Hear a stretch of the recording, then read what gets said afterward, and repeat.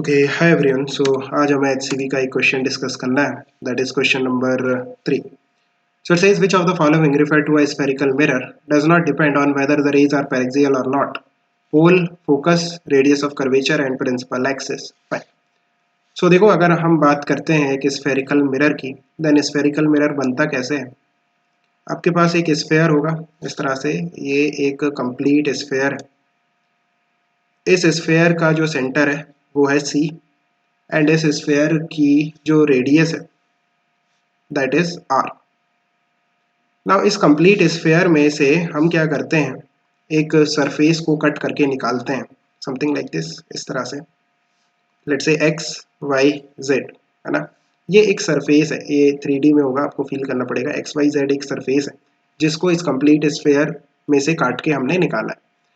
सो ये जो x Y Z surface आपने इस स्फेयर से कट करके अलग किया है, बस यही आपका स्फेरिकल मिरर है, राइट। स्फेरिकल मिरर और कुछ भी नहीं है, एक सरफेस है जिसको हमने एक कंप्लीट स्फेयर में से कट करके निकाला है। ये जो स्फेरिकल मिरर बनेगा, ये कॉनकेव भी हो सकता है, कॉन्वेक्स भी हो सकता है, डिपेंडिंग अपॉन कि आपकी कौन सी साइड रिफ्लेक्टिंग है।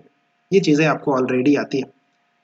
नाउ हमें 3 चीज़ें डिफाइन करनी है। पहली है पोल, दूसरा है रेडियस ऑफ कर्वेचर, एंड तीसरी जो चीज़ है वो है प्रिंसिपल एक्सिस, राइट। सो इस मिरर के लिए ये 3 चीज़ें हम किस तरह से डिफाइन करते हैं। आप इस एक्स वाई जेड मिरर में कोई भी रैंडमली एक पॉइंट चूज करो, पॉइंट पी। ज़रूरी नहीं कि ये जो पॉइंट पी है ये एक्स वाई जेड के सेंटर पे होना चाहिए।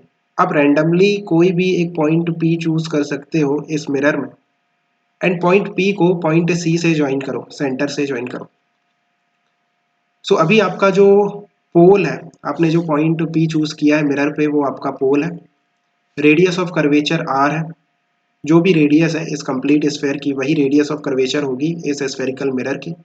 एंड जो प्रिंसिपल एक्सिस है वो है लाइन सी पी, ये जो आपने सी पी लाइन ज्वाइन की है, this will be your principal axis. So अभी देखो, हमने ये जो 3 चीज़ें डिफाइन की है इस स्फेरिकल मिरर के लिए, राइट।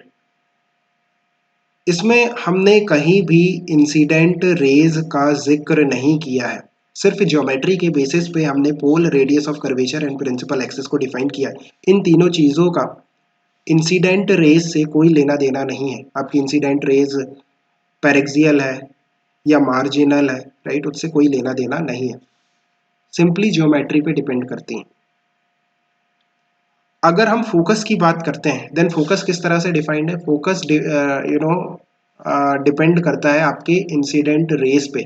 आपकी जो इंसिडेंट रेज है, अगर अगर आपकी इंसिडेंट रेज प्रिंसिपल एक्सिस के पैरेलल है एंड पैरेक्सियल है, देन रिफ्लेक्शन के बाद वो एक पॉइंट पे, प्रिंसिपल एक्सिस के एक पॉइंट पे जाके सारी की सारी जो रेज है वो एक पॉइंट पे जाके कन्वर्ज हो जाती है, या फिर एक पॉइंट से डाइवर्ज होती हुई नजर आती है ना। आप इस तरह से देखो कि रिफ्लेक्शन के बाद एक पॉइंट पे आके कन्वर्ज हो जाती है।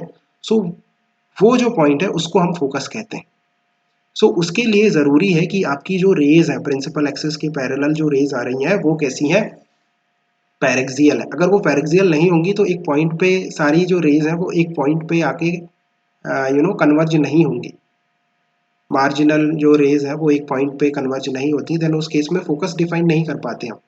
सो फोकस डिफाइंड है पैरेक्सियल रेज के लिए ही, जिसकी थ्योरेटिकल वैल्यू r/2 आती है, वो एक अलग केस है। बट फोकस किस तरह से डिफाइंड है, फोकस r/2 इस तरह से डिफाइंड नहीं है। फोकस इस तरह से डिफाइंड है कि आपकी जो इंसिडेंट रेज है रिफ्लेक्शन के बाद अगर एक पर्टिकुलर पॉइंट पे जाके कन्वर्ज हो जाती हैं, सारी रेज है ना, सारी रेज, ये वाली भी यहाँ जाएगी, जितनी भी रेज आ रही हैं सारी एक रिफ्लेक्शन के बाद एक पॉइंट पे जाके कन्वर्ज हो जाती हैं, सो उसे हम फोकस कहते हैं। फिर उसकी थ्योरेटिकल वैल्यू हम r/2 निकालते हैं, बट जो बेसिक डेफिनेशन है वो जो रेज है वो एक पॉइंट पे कन्वर्ज होना चाहिए, वो तभी होगा जब आपकी जो रेज है वो पैरेक्सियल है। सो जो फोकस है वो पैरेक्सियल रेज पे डिपेंड करता है। तो आपका जो आंसर हो जाएगा, यहाँ पूछा है does not depend, so answer will be pole, focus. Focus तो करता है radius of curvature and principal axis. I think you have understood. Keep working hard. Best of luck. Uh.